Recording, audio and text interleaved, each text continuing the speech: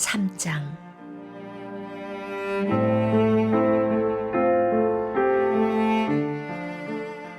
보아라, 나를 위해 길을 닦으라고 내가 특사를 보낼 것이다. 너희가 찾던 지도자가 불시에 자기 성전에 들어설 것이다. 그렇다, 그가 바로 너희가 기다리던 언약의 특사다. 보아라, 그가 오고 있다.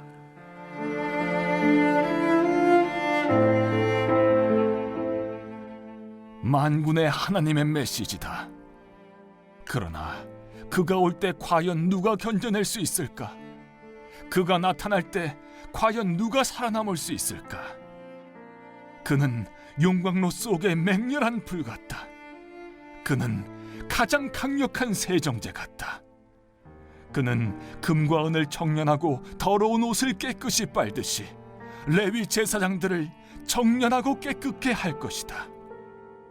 그리하여 마침내 그들을 하나님께 합당한 자들, 의의 제물을 바치기에 합당한 자들로 만들어낼 것이다. 그때야 비로소 유다와 예루살렘은 오래전처럼 하나님께 합한 존재, 기쁨을 드리는 존재가 될 것이다.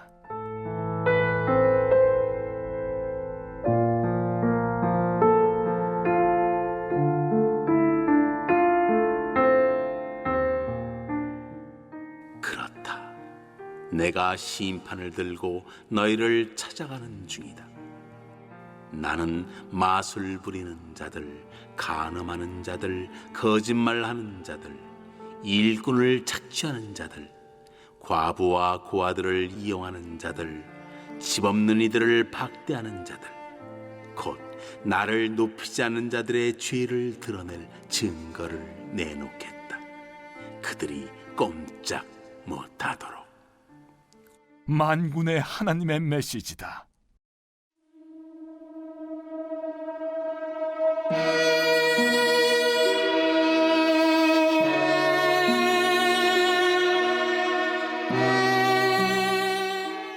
(11조)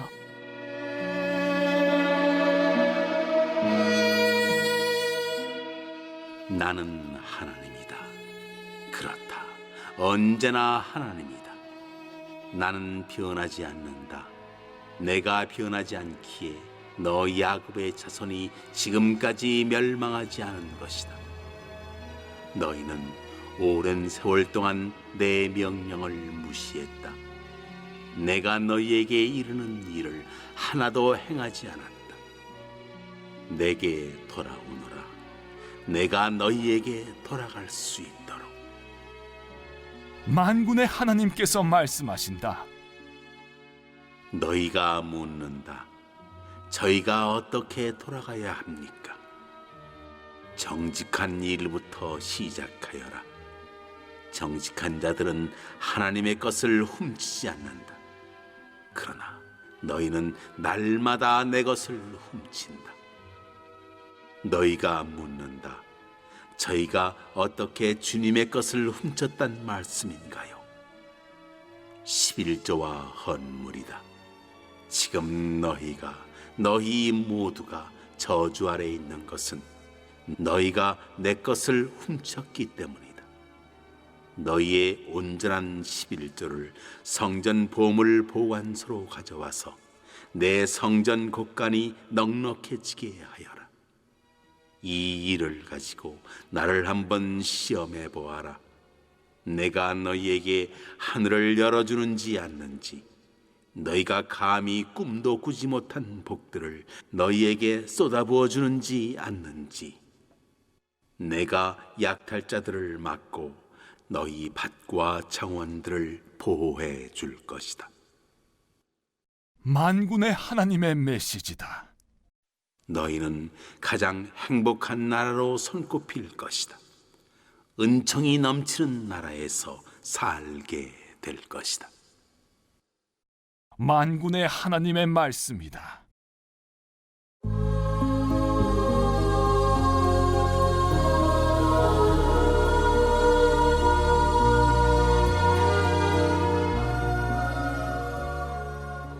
하나님을 높이며 살아온 사람들.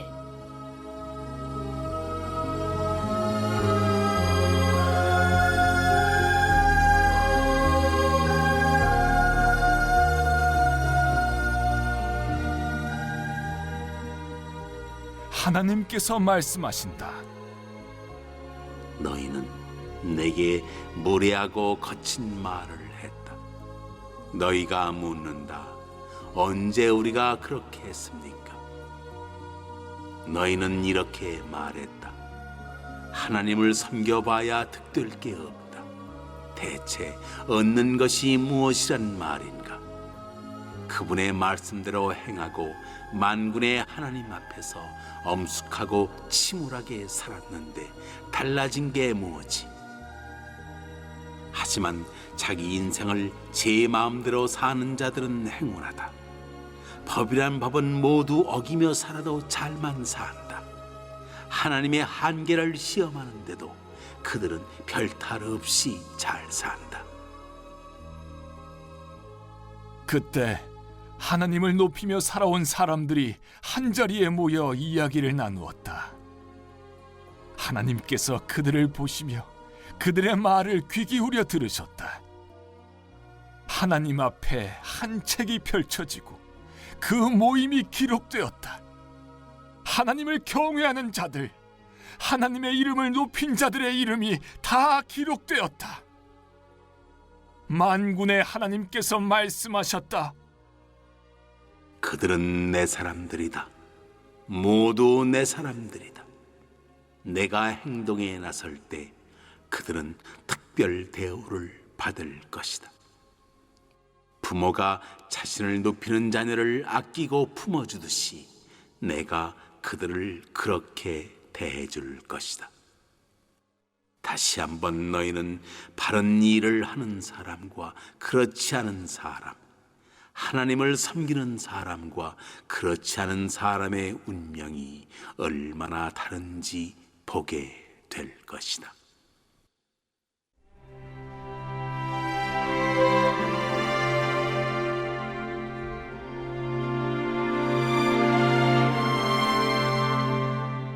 정의의 하나님이 어디 계시냐고 떠드는 이스라엘에 대해 하나님은 심판주로서 직접 예고 없이 임하실 것이라고 응수하십니다.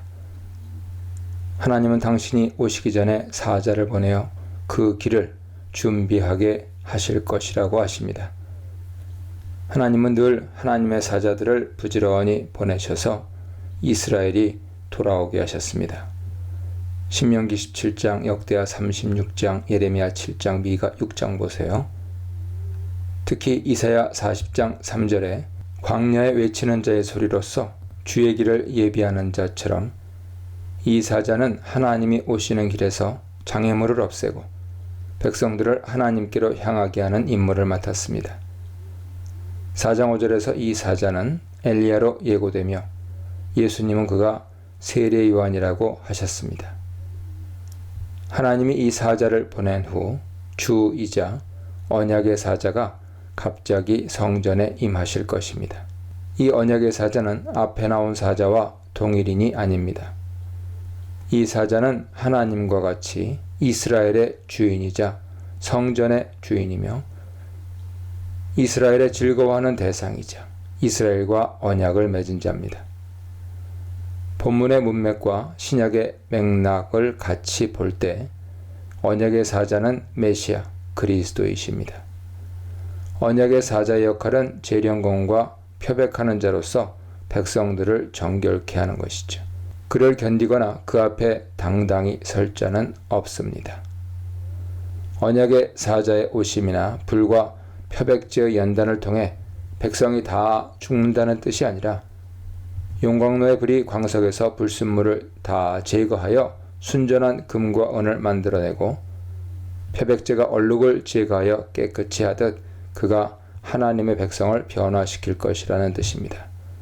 요한복음 2장 19절 이하, 갈라디아 3장 15절 이하, 히브리서 12장 14절 참조하세요. 특히 레위 자손을 먼저 정결케 하여 그들이 공의의 제물을 바칠 수 있게 하실 것입니다. 이는 제사장과 레위 자손이 하나님과 맺은 언약을 버리고 자신과 백성이 하나님에게서 멀어지게 했기에 이들이 백성보다 먼저 성결을 회복하여 관계를 재개할 때 자신들은 물론이고 백성을 하나님께로 인도할 수 있기 때문입니다. 레위인과 백성이 모두 성결하게 되어 악행을 버리고 규례에 따라 예배하며 예물을 드릴 때 말씀에 따라 예배 드렸던 과거처럼 하나님을 기쁘게 할 수 있습니다. 이 연단의 과정 후에 하나님이 직접 세상을 심판하러 임하실 것입니다. 이미 하나님은 이스라엘에게 책망과 경고를 하셨고 그의 사자와 언약의 사자를 통해 정결케 되어 돌아올 기회를 주셨습니다. 그러나 끝까지 기회를 거부한 자들에게는 지체 없이 그 죄악을 법정에서 증언하고 판결하실 것입니다. 그들은 우상을 섬기고 점을 치며 간음을 행하여 가정을 무너뜨렸습니다. 이웃에게 거짓 맹세하고 마땅히 줘야 할 싹을 주지 않고 과부와 고아와 나그네를 착취하는 불의를 저질러 사회 질서를 어지럽혔습니다. 이는 하나님을 경외하는 관계를 기초로 이웃과 올바른 관계를 유지할 마음이 없는 자들의 모습입니다. 6절로 12절입니다. 하나님은 앞서 1장 6절로 14절에서 희생제물에 대한 제사장과 백성의 태도와 행위를 지적하셨습니다. 이제 3장 6절로 12절에서는 11조와 헌물에 대한 잘못을 책망하고 이에 대한 대안을 권고하십니다. 이 단락은 5번째 하나님의 경고입니다. 하나님은 변치 않으시며 야곱의 자손들이 소멸되지 않을 것을 말씀하십니다. 이 말씀은 1장 2절에 하나님의 야곱에 대한 언약적 사랑의 변함이 없었고 지금도 미래에도 변함이 없음을 암시합니다. 야곱의 후손들은 조상들과 마찬가지로 하나님의 규례에서 돌아섰고 내게로 돌아오라 그러면 나도 너희에게 돌아가리라는 권고를 받지 않았습니다.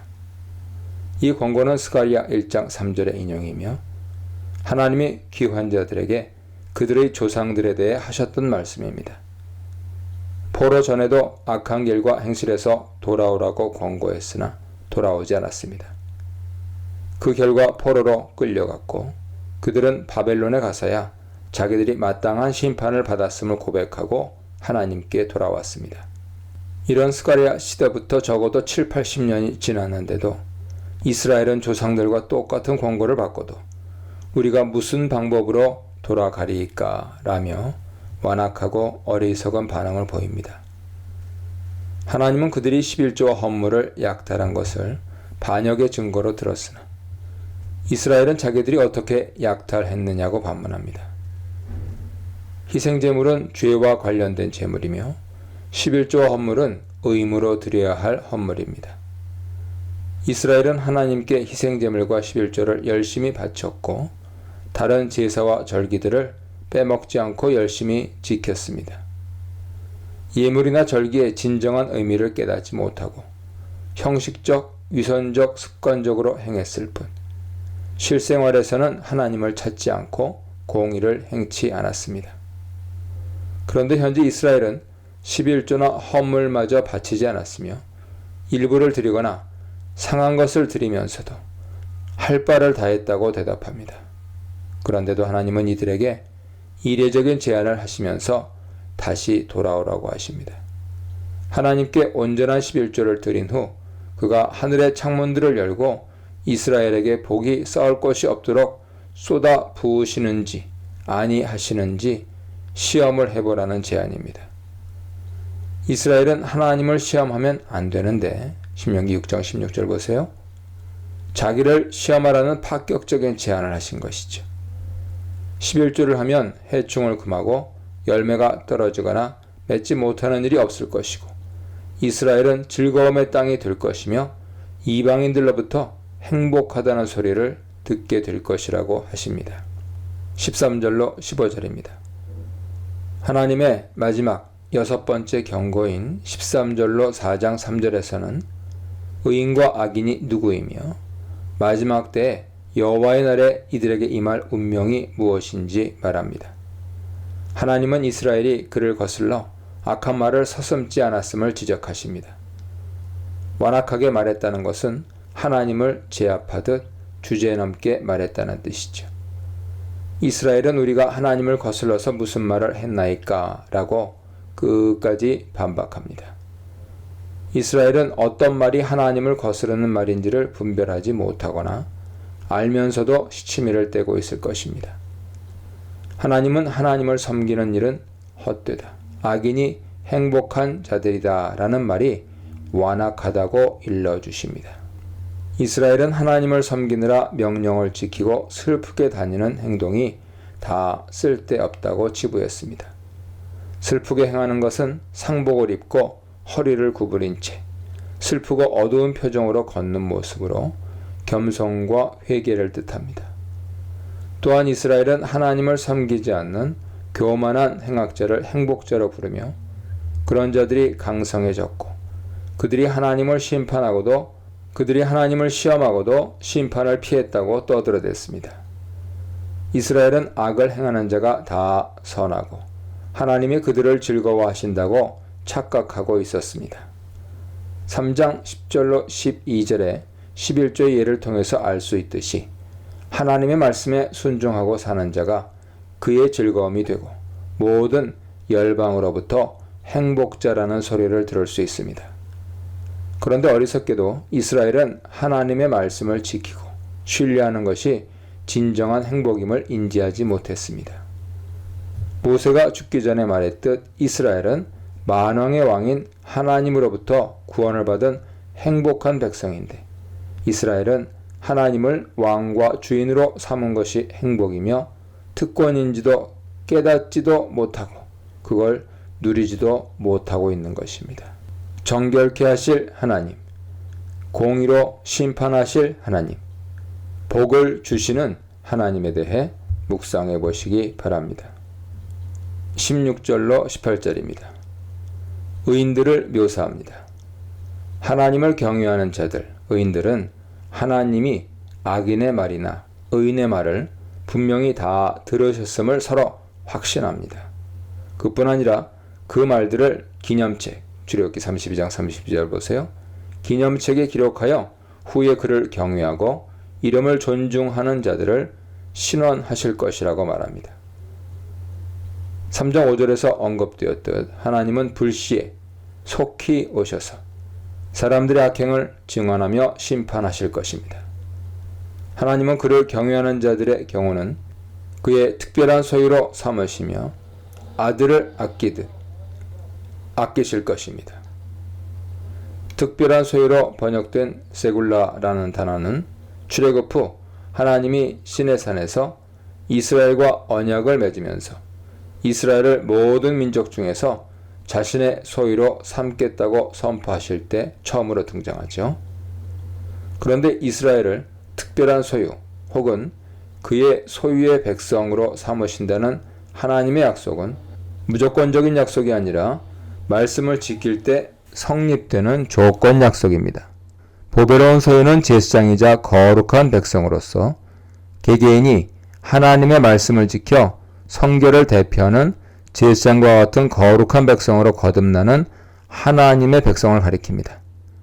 엄격하게 말하면 하나님의 보배로운 소유는 이스라엘인으로서 하나님의 말씀에 순종하는 자들에게만 해당합니다. 3장 17절에서도 그의 정한 날 말일에 특별한 소유가 될 자들은 하나님을 경외하는 자들, 그의 이름을 존중히 여기는 자들이라 선언하십니다. 하나님을 신뢰하며 말씀에 순종하는 자들만이 하나님의 소유가 될 것이며 이는 시내산에서 맺은 언약과 일치합니다. 또한 혈통상의 이스라엘만이 아니라 온 열방 중에서 그를 경외하는 자들을 보배로운 소유로 삼을 것이라고 하십니다. 앞서 1장 5절, 11절, 14절에 예고되었듯 해 뜨는 곳에서 해 지는 곳까지 이방 민족 중에서 하나님을 두려워하며 정결한 제물을 드릴 자들, 곧 하나님을 경외하고 순종하는 자들까지도 마침내 하나님의 보배로운 소유가 될 것입니다. 하나님이 아브라함을 이스라엘의 조상으로 세워 그를 축복하시면서 그를 통해 땅의 모든 족속이 복을 받을 것이라고 예고하신 창세기 12장 3절의 그 약속이 이렇게 성취됩니다. 하나님께 돌아온 백성은 그의 특별한 소유가 될 뿐 아니라 의인과 악인, 하나님을 섬기는 자와 그를 섬기지 않는 자가 어떻게 다른지 구별하게 될 것입니다. 모든 것이 드러나는 그 날에 대해 묵상해 보시기 바랍니다.